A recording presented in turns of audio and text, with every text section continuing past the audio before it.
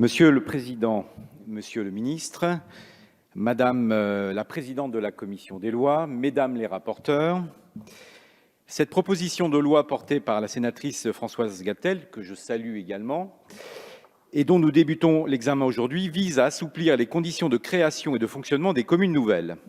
Je veux saluer en préambule le travail effectué sur ce texte par le Sénat, puis par la Commission des lois. Collectivement et dans un esprit constructif partagé par le gouvernement, les parlementaires sont parvenus à maintenir le texte dans le cadre de son ambition initiale, corriger les imperfections d'un dispositif déjà éprouvé, comme en atteste la création de plus de 750 communes nouvelles depuis la loi portée par Jacques Pélissard en 2015. Nous ne pouvons que partager l'intention de ce texte qui s'appuie sur l'expérience des élus locaux. En effet, nous partageons largement, je crois, sur ces bancs, la conviction que la production de la loi doit davantage s'appuyer sur le vécu des territoires et comporter, dans le respect des principes constitutionnels d'égalité, la faculté à s'adapter à la diversité des besoins et des réalités locales. C'est en grande partie l'objet de la réforme constitutionnelle qui s'était engagée et que nous aurons, j'espère, l'occasion de mener à son terme prochainement. Ce sera l'objet également de l'un des volets du projet de loi Engagement et proximité que vous nous présenterez bientôt, Monsieur le Ministre, et avec plusieurs dispositions allant dans le sens de la confiance faite aux élus locaux, leur permettant de déterminer les organisations les plus adaptées aux contraintes, atouts et ambitions de leur territoire. Les assouplissements portés par ce texte visent trois objectifs majeurs. Le premier est une mesure de progressivité de la loi.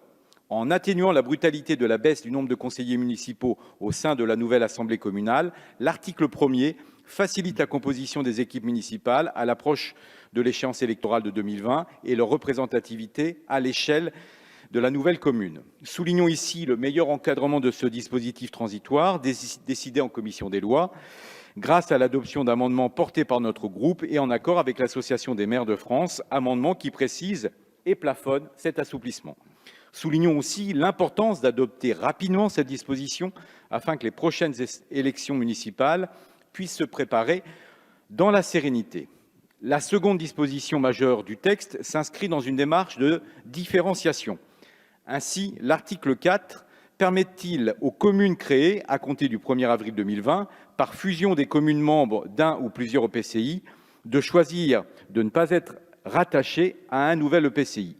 Il est question ici de l'avènement possible de communes-communautés, même si ce terme me paraît impropre, car il ne s'agit pas de créer juridiquement une nouvelle strate de collectivité.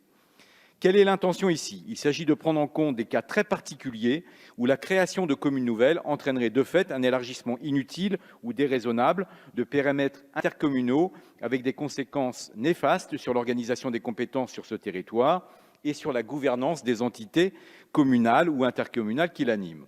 Au fond, ce dispositif est en parfaite cohérence avec les orientations du futur projet de loi Engagement et proximité.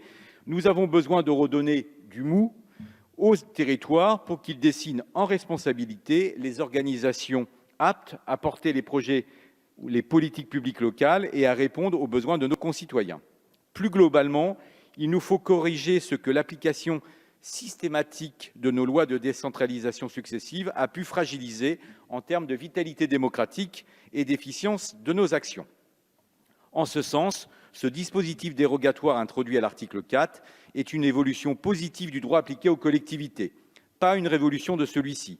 Sans remettre en cause le principe général de rattachement des communes à un EPCI, il offre un outil supplémentaire aux élus qui considéreront cette alternative comme la plus adaptée à la situation particulière de leur territoire, notamment dans le cas d'EPCI très intégrés et constitués sur des bassins de vie pertinents.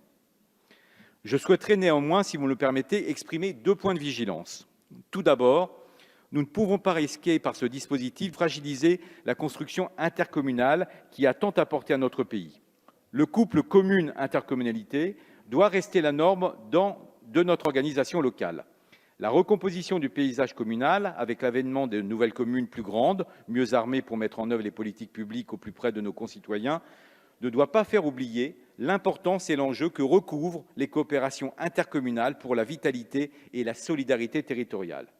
Aussi devrons-nous collectivement veiller à ce que ces communes nouvelles, entrant dans le champ de l'article 4, soient dans leur configuration, dans la maturité de leur projet politique, en parfaite capacité d'assumer les responsabilités pleines et entières qui sont les leurs.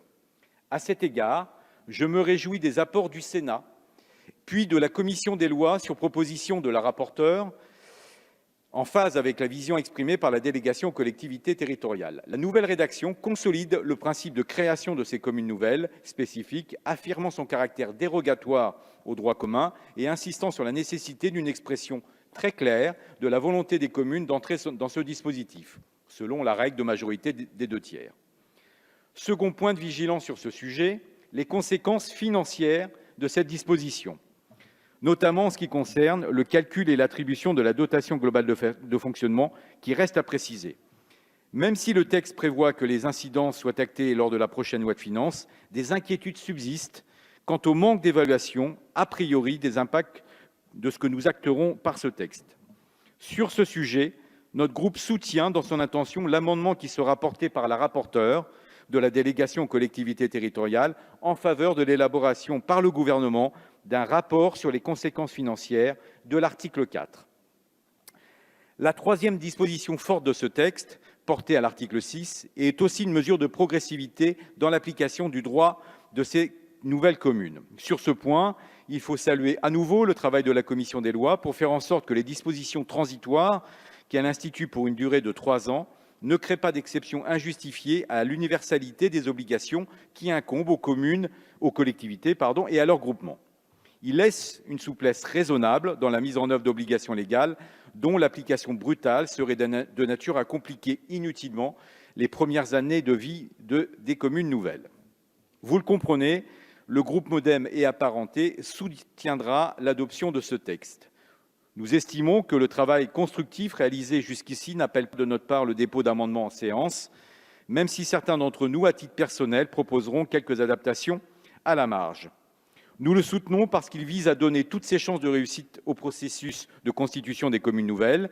Il nous faut lever les derniers obstacles susceptibles d'obérer leur bon fonctionnement en gardant l'esprit et l'ambition du dispositif voulu à l'origine par Jacques Pélissard.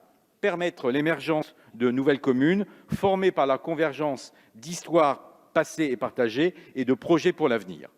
Gageons que notre examen en séance viendra parfaire la rédaction du texte avec en perspective une double exigence. D'une part, assouplir sans déstabiliser ni le tissu communal indispensable à la vitalité démocratique, ni les dynamiques de coopération intercommunale porteuses d'attractivité et d'efficacité, et d'autre part, adapter sans nuire à la lisibilité de l'organisation décentralisée de notre pays. Je vous remercie.